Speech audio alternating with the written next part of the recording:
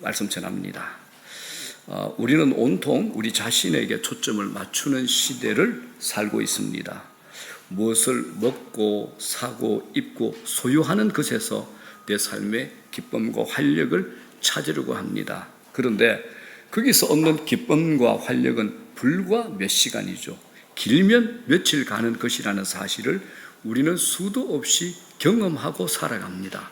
그럼에도 불구하고 우리는 여전히 그런 삶의 자리에 머물러 살아가는 어리석음을 반복하고 있습니다.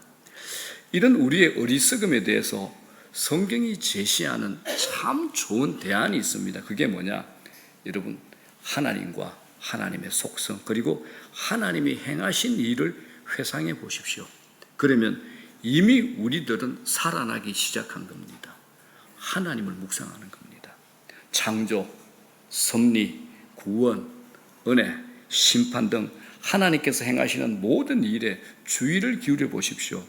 삶의 평강이 찾아옵니다. 지혜가 생겨나고 분별력이 눈에 띄게 향상이 됩니다. 제가 아주 존경하는 영성신학자의 고백입니다. 하나님에 관해서 묵상하고 회상해 보십시오. 그때 이미 우리들은 살아나기 시작합니다. 우리는 자꾸 상대를 바라보고 내게 나를 주목합니다. 아니요, 시선을 돌리고 하나님께 주목하십시오. 그러면 우리는 살아납니다. 하나님 하시는 일에 주목하는 것은 창조주 하나님이죠. 이 온 우주를 통치하고 지배하고 다스리는 창조주 하나님과 연결되고 접속되는 것이기 때문에 그렇습니다. 그래서 하나님의 일하심을 보게 하소서, 보여주소서, 이 기도는 굉장히 중요한 기도가 됩니다. 그러므로 여러분들 일상의 삶의 한가운데서 어떤 일이든 하나님이 보이셔야 됩니다. 어떤 일이든지 하나님이 보이셔야 됩니다. 이런 일들이 개인적일 뿐만 아니라 교회적으로도 경험되는 복된 역사가 있기를 주의 이름으로 축원합니다. 여러분들 여행 좋아하시죠? 학자들이나 여행을 좋아하는 여행가들이 공통적으로 이런 말을 합니다. 잘 사는 나라나 어려운 나라 몇 가지 특징이 있는데 그중에 특별히 눈에 띄는 게 뭐냐? 그건 바로 그 나라의 박물관을 가보면 알 수 있다라고 얘기를 합니다. 그런데 전 세계 수많은 박물관 중에서 우리가 눈여겨보아야 할 곳이 한 곳이 바로 이스라엘의 야드 바셈이라는 박물관입니다. 자, 야드 바셈, 이 말은 히브리어로 기억하라라는 뜻입니다. 기억하라. 그래서 이 박물관의 입구에 들었으면 용서는 하되 잊지는 말자라는 문구가 나옵니다. 이스라엘 가지고 있는 뼈아픈 역사를 되풀이하지 않기 위해서 하나님의 계명에 의해서 용서는 하자, 그 대신에 그 사건을 잊지는 말자라는 거죠.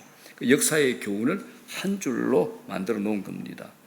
이 박물관 마지막 코스에 들었으면 부모요 형제인 600만 명이 독일 나치스에 의해서 생체 실험용 혹은 여러 가지 이유로 학살당할 때 당시 어린아이로 죽어간 어린아이의 숫자가 200만이랍니다. 이 200만 명 아이의 이름이 매일 한 번씩 불리워진다고 합니다.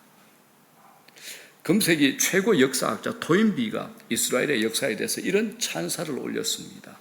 이스라엘의 역사 그리고 민족은 하나의 경이로움이고 기적이다, 이렇게 평가합니다. 그렇죠. 우리가 간단하게 이스라엘 역사를 한번 살펴볼게요. 주 70년에 예루살렘이 함락을 합니다. 그래서 이스라엘은 로마에 의해서 완전히 멸망이 돼요. AD 70년에. 그리고 50년이 지난 132년에 로마에 대항해서 또 반란을 일으키잖아요. 그래서 국가의 재건을 노렸는데 로마의 악랄한 황제가 있습니다. 하드리아누스 황제에 의해서 잔인하게 완전히 진압이 됩니다. 이때 유대인들이 뿔뿔이 전 세계로 흩어집니다. 이스라엘이라는 나라가 사라져 버린 거죠.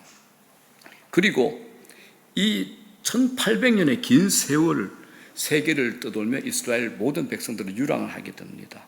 근데 기가 막히게 1800년이 지난 1948년에 팔레스타인 땅에, 지금의 팔레스타인 땅에 독립을 선언하고 국가를 세웁니다. 이게 이스라엘입니다. 이제는 이스라엘이 세계를 좌지우지하는 영향력을 가지고 있습니다. 노벨상 유명하잖아요, 그죠? 노벨상을 받은 사람들 중에 약 30%가 유대인이라 이 이야기는 우리가 많이 들은 얘기입니다. 미국에서 유대인은 2%에 불과하지만 유대인들의 인정을 받지 못한 정치가들이 제대로 대통령 역할을 할 수 없을 만큼 유대인의 파워는 엄청납니다. 그래서 역사학자나 지식인들의 이스라엘에 대한, 유대인에 대한 통전적인 전체적인 개념을 두 가지로 이렇게 정리합니다. 하나가 뭡니까? 하나님에 대한 신앙. 두 번째가 뭘까요? 교육입니다. 하나님에 대한 신앙 그리고 교육입니다. 1946년 소수의 유대인 난민들이 러시아 정권을 피해서 피난길에 오릅니다. 수개월을 도보로 걸어서 시베리아를 횡단하고 서유럽으로 가는 처절한 고생길입니다. 마침내 이들이 폴란드 마을에 좀 도착을 하게 됐습니다. 마을이 이미 폐허가 되어버렸어요. 주민들이 몰살당한 후였습니다. 그런데 이들이 지하 창고에 가봤더니 불에 거슬리고 물에 젖어 있는 구약 성경을 풀이해 놓은 랍비 주석집이 있었습니다. 난민들은 즉시 양초에 불을 붙이고 둘러앉아 이 주석집을, 구약 주석집을 낭독하기 시작합니다. 그때 그 곁을 다름질하며 지나가던 한 피난문이 이렇게 소리칩니다. 여보세요. 큰일 났어요. 소련 군사들이 쫓아오고 있어요. 잡히면 당신들 다 죽어요. 빨리 도망가세요. 그랬습니다. 그랬더니 그 무리 중에 한 사람이 손사래를 치며 이렇게 말합니다. 조용히 하세요. 사람은 모름지기 하나님을 배워야죠. 여러분, 시대를 막론하고 유대인들이 얼마나 신앙 공부를 열심히 했는가를 보여주는 대목이 됩니다. 이것처럼 신앙 교육은 굉장히 중요합니다. 오늘 본문은 우리를 향한 하나님의 구원 계획의 풍성하심과 치밀하심이 워낙 완벽해서 허술한 곳이 전혀 없음을 보여주는 본문이 바로 오늘 본문이 됩니다. 에베소서 1장 이 본문은 내가 받은 구원이, 우리가 구원받았잖아요. 우리가 받은 구원이 어떻게 이루어졌는가를 보여주는 우주적 신비를 담은 말씀이 됩니다. 우주적 신비입니다. 자, 그래서 제가 여러분들에게 다시 말씀드립니다. 하나님과 하나님의 속성, 그리고 하나님이 행하신 일을 일상에서 자주 회상하십시오. 그러면 그 사람은 이미 살아난 겁니다. 창조가 있죠. 하나님의 섭리, 하나님의 구원, 하나님의 은혜, 하나님의 심판, 하나님께서 행하시는 모든 일들을 받아들이시고 또 다른 사람에게 말로 전해보십시오. 그때 하나님이 큰 영광을 받으십니다. 더불어 내 삶에 힘이 찾아옵니다. 지혜가 생겨나고 나의 분별력이 눈에 띄게 향상이 됩니다. 왜? 내 입으로 하나님을 고백하잖아요. 하나님의 영광을 받으십니다. 자, 이제 여러분들에게 하나의 질문을 드립니다. 하나님께서 천지를 창조하시기 전에는 무엇을 하셨을까요? 하나님께서 천지 창조하시기 전에 무엇을 하셨을까요? 창세기 1장 1절 태초에 하나님이 천지를 창조하시니라. 그 전에 무엇을 하셨을까요? 성경에 나오죠. 신약 성경에 나옵니다. 요한복음에 나옵니다. 자, 말씀드립니다. 성부, 성자, 성령, 삼위 하나님께서 서로를 기뻐하시고 교제하면서 완전한 행복을 누리고 계셨습니다. 이 요한복음에서 예수님께서 그렇게 말씀하신 겁니다.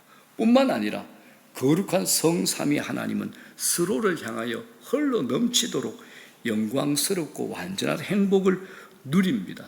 그 가운데 하신 한 가지가 있습니다. 그게 무엇일까요? 세상을 창조하기 전에, 인간이 타락하기 전에 전지전능하신 삼위 하나님께서 이미 인간을 향한 구원 계획을 세워 놓으셨다. 이것이 오늘 본문이 우리에게 하시는 말씀입니다. 성경의 많은 구절들이 이것을 입증하고 있는데 그 중 한 구절을 우리가 오늘 읽었습니다. 자, 4절, 5절 천천히 한번 읽어볼게요. 시작. 곧 창세전에 그리스도 안에서 우리를 택하사 우리로 사랑 안에서 그 앞에 거룩하고 흠이 없게 하시려고 그 기쁘신 뜻대로 우리를 예정하사 예수 그리스도로 말미암아 자기의 아들들이 되게 하셨으니. 자, 이 말씀의 시대적 배경이 언제입니까? 창세 전입니다. 영원의 이야기죠. 성부 하나님께서 그리스도 안에서 우리를 영원 전에, 창세 전에 택하여서 우리로 하여금 하나님의 사랑 안에서 거룩하고 흠이 없는 자들이 되도록 기뻐하셨다, 예정하셨다라는 것이 바로 오늘 이 말씀이 있다는 겁니다. 이걸 에베소서 3장 9절에 사도 바울이 자신이 다시 이렇게 설명합니다. 뭐라 그럽니까? 영원부터 하나님 속에 감추어졌던 비밀의 경륜. 경륜이 뭐냐? 우주 통치에 대한 하나님의 경영입니다. 하나님의 경영. 이걸 경륜이라 그러는 겁니다. 영원부터입니다. 영원부터. 창세 전에, 이 우주가 생겨나기 전에 영원부터 하나님 속에 감추어져 있던 비밀의 경륜이 뭐냐? 창세 전에 그리스도께서 우리를 택하시고 예정하셨다라는 겁니다. 태초에 천지를 창조하시기도 전에 하나님께서 이미 이 계획을 가지고 계셨다라는 겁니다. 아담과 하와가 범죄한 이후에 하나님께서 갑자기 차선책 플랜 B를 세운 것이 아니라 이미 영원 전부터, 창조 이전부터 삼위 하나님의 계획 가운데 모든 것을 당신의 계획대로 성취해 나가신다. 그 안에 저와 여러분들이 있는 겁니다. 그 안에 우리 이름이 있는 겁니다. 그 안에 소속된 자들이 저와 여러분입니다. 얼굴에 별로 감동이 없다. 저는 이것만 생각하면 신비하지 않습니까? 꼭 죽어보셔야 아시겠습니까? 자, 우리가 받고 누리는 이 구원은 성삼위 하나님의 협동사역입니다. 굉장히 중요합니다. 성부 하나님이 구원의 계획을 주도하셔요. 그 다음에 성자 예수님이 자원하여 우리 죄값을 치르기 위해서 인간의 중보자로 이 세상에 오셔서 죽으심으로 택한 자들의 모든 구원을 완벽하게 이루시고, 성령 하나님은 그리스도의 구속 사역을 택한 자들에게 빠짐없이 다 적용하는 겁니다. 이게 성부, 성자, 성령의 우리를 향한 구원의 협동 사역이 되는 겁니다. 자, 그러므로 제가 이 얘기를 하고 싶습니다. 많은 그리스도인들이 믿음을 가지고 있지만 확신을 경험하지 못한 사람들이 너무 많습니다. 여러분들은 어떻습니까? 여러분들이 가지고 있는 그 믿음에 확신이 있습니까? 다시 한번, 여러분들은 가지고 있는 자신의 믿음에 확신이 있습니까? 큰일 났다. 더 이상 설교할 게 없다. 자, 여러분, 믿음에 확신이 없다는 것은 하나님께서 이루신 구원을 너무나 단순하고 가볍게, 그리고 껍데기만 피상적으로 이해하기 때문에 생기는 현상입니다. 확신을 가지고 산다는 것은 그리스도인의 삶을 매우 다르게 만듭니다. 그건 힘이 있습니다. 내가 믿는 믿음이 확신이 있다. 이건 어디에도 흔들리지 않는다라는 겁니다. 자, 이거 한번 생각해 보십시오. 확신이 없어도 우리는 믿음으로 구원은 받습니다. 그러나 확신이 없다면 우리는 이 세상에서 사는 동안에 성도의 영광스러운 특권을 누리지 못하고 가난하게 살 수밖에 없는 겁니다.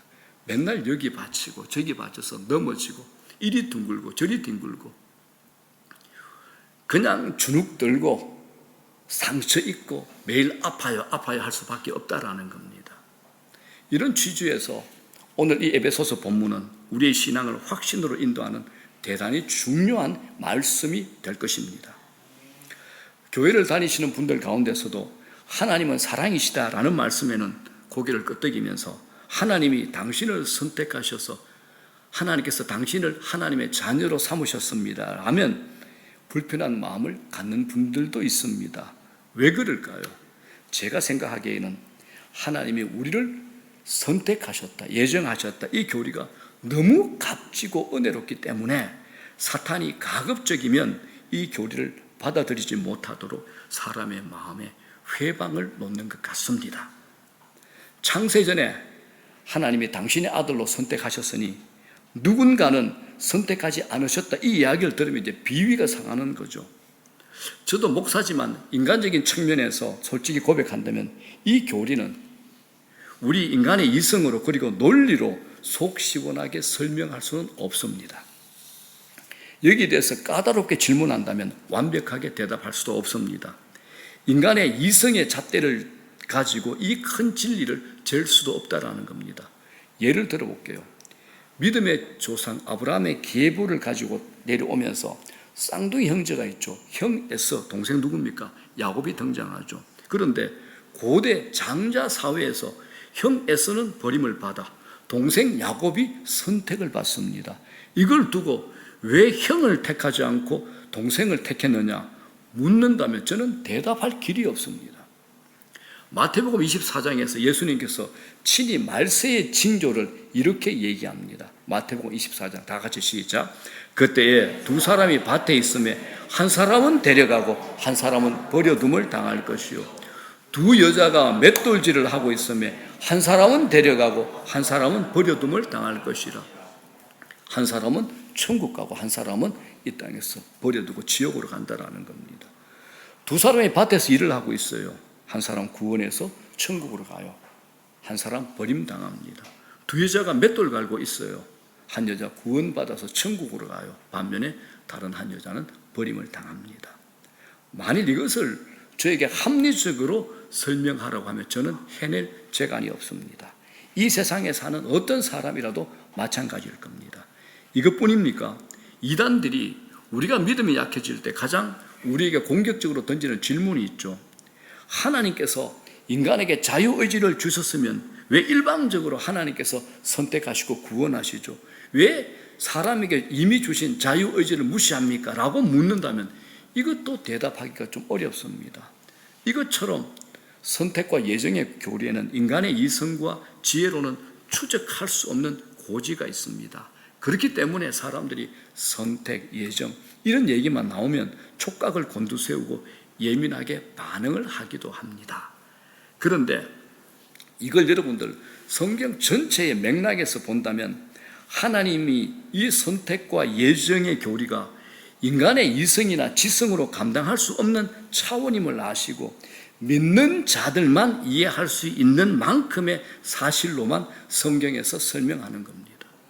저는 다 믿어집니다. 그러나 내가 설명할 수 없는 영역이 있습니다. 그래서 나는 믿어집니다. 그냥 자연스럽게 믿어집니다. 그런데 설명을 하라 그러면 완벽하게 설명을 못할 영역도 있습니다. 그런데 나는 믿어진다는 겁니다.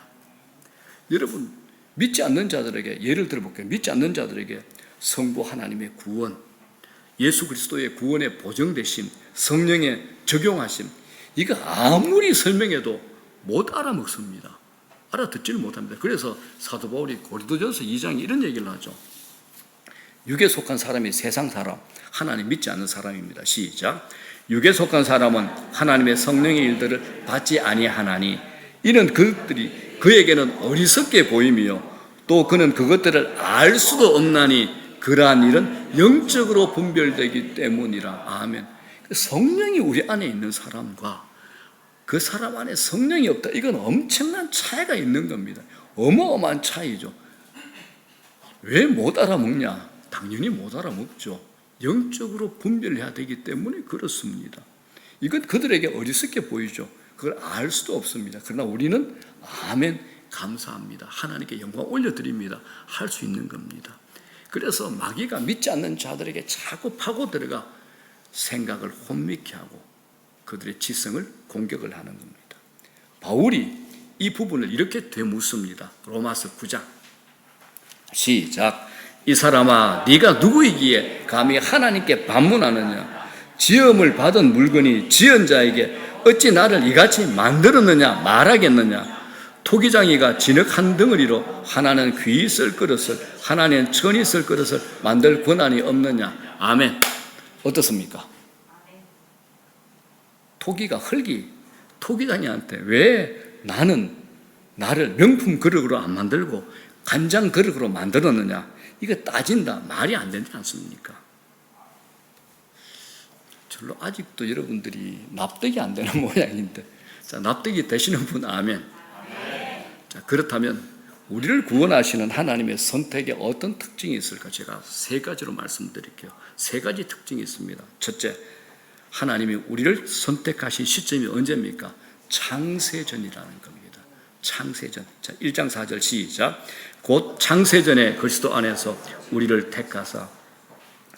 창세전에 나를 선택하셨다니 참 이해하기 어렵고 설명하기 어렵습니다. 시작이 없는 영원부터 하나님은 나를 당신의 영광스러운 아들로 딸로 하나님의 프로그램 안에 두셨다는 겁니다. 하나님의 가슴 속에 두셨다라는 겁니다.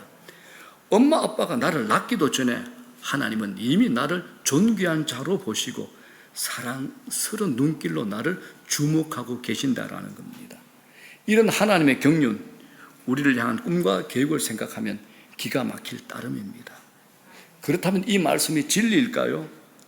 우리 생각으로는 도무지 믿기 어렵습니다. 그러나 하나님은 사람이 아니시니 거짓말을 하지 않으십니다. 자, 민수기 23장 19절 시작.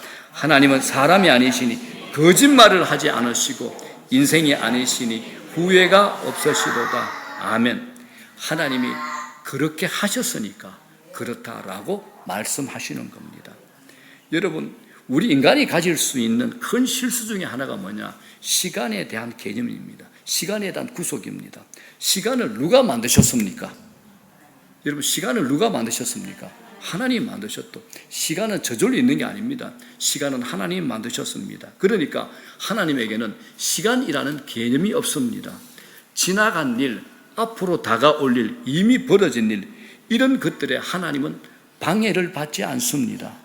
그러므로 세상을 만들기 전에 하나님이 나를 아들로 선택하셨다는 이야기가 우리 생각에는 잘 이해가 되지 않겠지만 시간의 바깥에서 시간을 초월해서 존재하시는 하나님 앞에서는 전혀 문제가 되지 않는다라는 겁니다. 그래서 시편 기자 시편 139편에 뭐라 그럽니까? 내 형질이 이루어지기 전에 주의 눈이 보셨다랍니다. 무슨 얘기입니까? 내가 어머니 뱃속에 생기기도 전에 하나님이 나를 보셨다라는 겁니다. 다른 말로 바꾸면 뭡니까? 무에서 아무것도 없는 곳에서 나를 보셨다라는 겁니다. 여러분, 이 말을 이해할 수 있겠습니까? 이게 논리적으로 설명이 되는 얘기입니까? 존재가 없는 무에서 나를 보셨다니, 이게 바로 창세전에 나를 아들로 선택하셨다는 말씀과 통하는 말입니다. 사람은 형체가 생기기 전에는 존재라는 말을 쓰지 않습니다. 그러나 하나님은 형체 이전의 존재를 알고 계셨습니다. 그러면서 16절 하반절에 뭐라 그럽니까? 나를 위하여 정한 날이 하루도 되기 전에 주의 책에 다 기록이 되었나이다. 이게 또 무슨 말입니까? 내 역사가 시작도 되기 전에 하나님이 이미 기록해 놓으셨다라는 겁니다. 여러분, 무엇이든 사건이 있어야 기록이 되지 않습니까? 그런데 나의 역사가 시작도 되기 전에 먼저 기록이 되었다는 것은 논리적으로 이해가 되지 않습니다. 그러나 하나님은 내 역사가 시작도 되기 전에 이미 기록하셨다라고 말씀하십니다. 하나님은 이 세상을 만들기 전에 나를 아시고 아들로, 딸로 선택하신 다음 이 우주를 창조하셨습니다. 째깍 지금도 흐르는 이 시간은 내가 예수님 믿고 하나님의 아들로 돌아올 때를 맞추어 놓은 것에 지나지 않는다라는 겁니다. 이 세상 역사 안에 일어나는 모든 일은 하나님이 창세전에 선택하신 그 시간표에 때를 맞추어 일어나는 일입니다. 저는 이같이 놀라운 일에 늘 하나님을 찬양합니다. 만약에 하나님이 창세전에 나를 선택하지 않으시고 마음에 들 때 적극적으로 선택해서 예수님을 믿게 하셨다면 나 별로 놀라지 않을 것 같습니다. 그런데 세상을 만들기도 전에, 이 우주가 창조되기도 전에 하나님이 먼저 나를 아셨다. 얼마나 신나는 얘기입니까? 내 역사가 시작되기도 전에 하나님이 나의 역사를 기록하셨다니 얼마나 가슴이 뜁니까? 만약 하나님이 어쩌다 나를 구원하셨다면 어쩌다 버릴 수도 있다는 불안에 휩싸이지 않겠습니까? 내가 예수님 믿고 하나님의 아들 된 것, 하나님의 딸이 된 것은 하나님의 치밀하고 영원한 계획 안에서 비롯된 것입니다. 생각만 해도 안심이 되죠. 만약 하나님이 이 세상에서 이 사람 저 사람 찾다가 하나님 뜻대로 안 되니까 그제야 어쩔 수 없이 예쁘다, 너나 예수 믿어라 하고 선택한다면 여러분 좋겠습니까?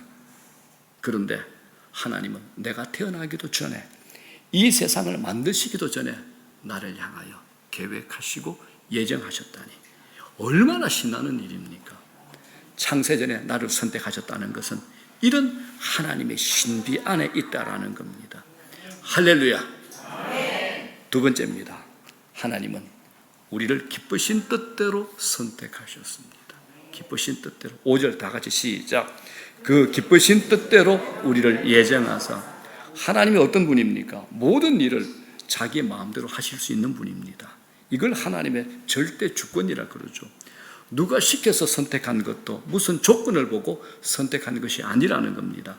하나님이 좋아서 우리를 하나님의 자녀로 선택하신 겁니다. 하나님은 하나님이 원하시는 대로 마음에 합한 대로 하십니다. 어떤 사람들은 하나님의 이런 일방적인 결정을 싫어하기도 합니다. 내게도 자유의지가 있는데 왜 내 동의도 없이 일방적으로 선택하신 거야? 저는 이런 생각에 반대합니다. 만약에 하나님이 저의 자유의지를 존중하셔서 저와 의논한 후에 선택하신다면 하나님은 제가 늙어 죽을 바로 직전까지 기다려야 될 겁니다. 여러분 하나님이 내게 찾아줘서 너 이제 나 믿으라 그러면 제가 순순히 믿겠습니까? 천만에요. 인간치고 자진해서 하나님을 믿겠다고 나설 사람은 거의 없습니다. 아마 미안한 마음에 이런 마음은 들 겁니다. 하나님 믿기는 믿을 건데요, 지금은 좀 일러요. 제가 세상 재미 좀 보고 조금 있다가 믿을게요. 세상 재미 보고 즐길 거 다 즐기고 손과 다리에 힘도 없고 죄 지을 기운도 없을 한 90살 돼가지고 이제 믿으려고 할지 모르겠습니다. 그런데 여러분, 우리가 어떤 모습입니까?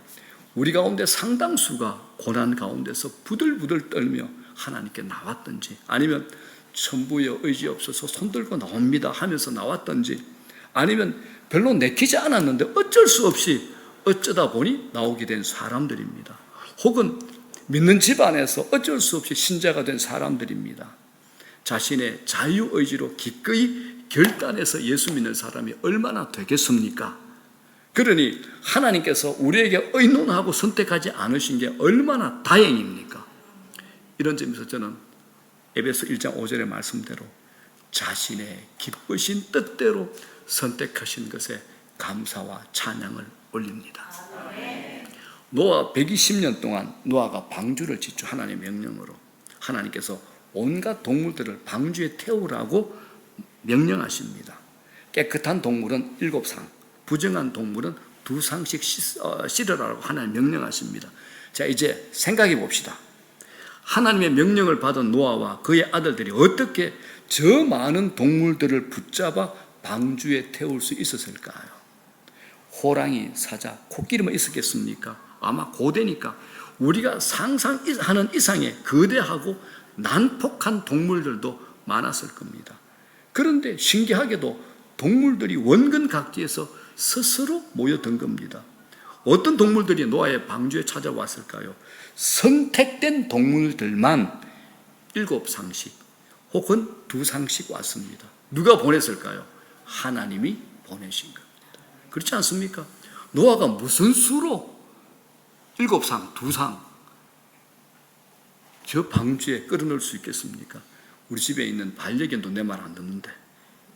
동물들 입장에서는 자신의 본능에 따른 것이겠지만 하나님의 입장에서는 선택한 동물들이 저 방주에 들어가게 된 겁니다. 우리 역시 마찬가지입니다. 수많은 사람들 가운데 내가 왜 예수 믿었습니까? 하나님이 창세전에 그리고 기쁘신 뜻대로 나를 선택했기 때문에 내가 어떤 계기를 통해서 예수 믿고 이 자리에 앉아 있는 겁니다. 내가 스스로, 하영이 아멘 감사, 내 스스로 내 의지로 하나님을 선택했다고 생각하십니까? 그런 교만 버리시기 바랍니다. 여러분들이 아멘을 약하게 하니까 하영이가 계속 주임새를 넣었잖아요. 아멘을 강력하게 하셔야 됩니다. 자, 여러분, 예수님께서 친히 이렇게 말씀하셨습니다. 다 같이 시작.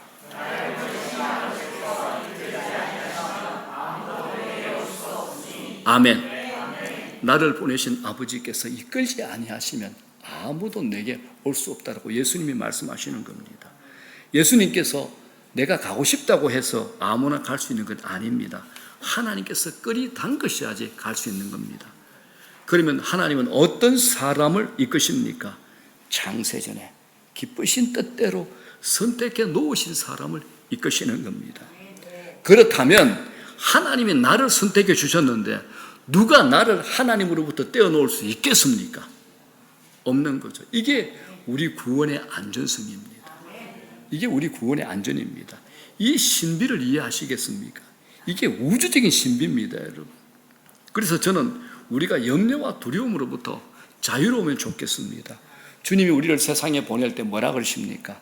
너희를 세상에 보낼 때 양을 이리 가운데 보냄과 같도다 라고 말씀하셨습니다. 그렇죠. 우리가 거짓말할 수 있습니까? 우리가 폭력을 쓸 수 있습니까? 져주고 희생해야 되잖아요. 주님은 이 모든 것을 알고 계시는 상황입니다. 그러니 이미 세상을 이긴 주님께서 우리와 함께 하시겠다고, 동행하시겠다고, 네가 세상에서 손해본 것 내가 몇 배로, 30배, 60배, 100배로 보상해 줄게. 내 영광을 드러내라, 나를 드러내라 라고 우리에게 말씀하시는 겁니다. 마지막 세 번째입니다.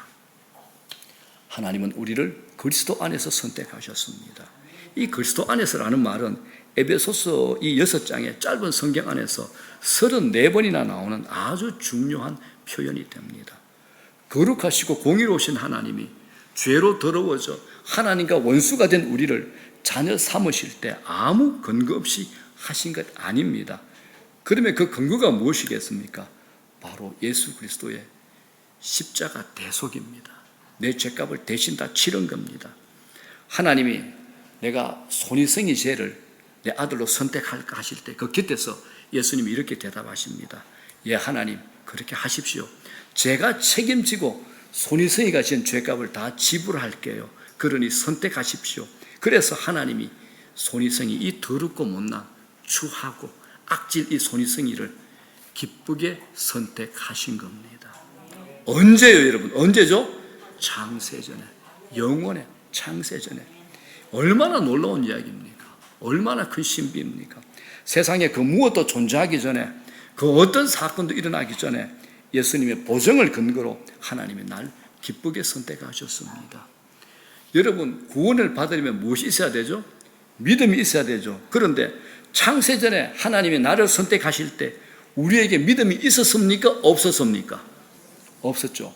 구원의 절대 조건이라 할 수 있는 믿음조차 없을 때 예수님의 보증으로, 예수 그리스도의 보증으로 우리를 하나님의 자녀로 선택해 주셨다라는 겁니다. 이게 구원의 우주적인 신비입니다. 그렇게 하신 일이니 아무리 세상이 소용돌이 쳐도 하나님과 나 사이를 끊을 수 있는 존재가 없습니다. 천사라도 마귀라도 하나님과 나 사이의 존재를 끊을 수 없는 겁니다. 여러분, 가슴에 손을 얹고 스스로 생각해 보십시오.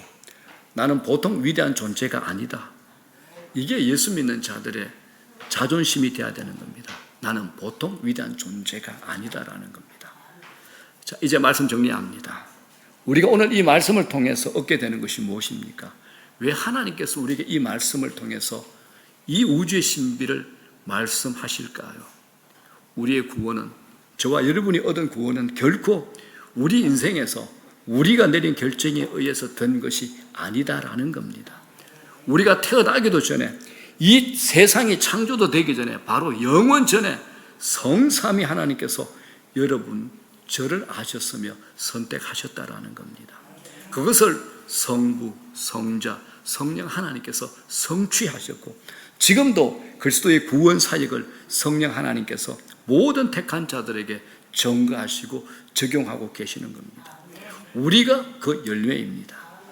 이 사실을 알고 확신하기에 우리가 얻은 구원은 결코 우리의 잘못에 의해서 취소되거나 변경될 수 없다는 것을 확신하게 되는 겁니다. 우리의 구원은 영원 전에 하나님의 계획이기에 반드시 완성되고야 말 것이라는 사실도 확신하게 되는 겁니다. 결코 이 구원을 흔들 수 있는 존재는 없습니다. 이로 인해서 우리는 성삼위 하나님께 모든 영광과 찬송을 돌리지 않을 수 없습니다. 다 같이 할렐루야, 할렐루야.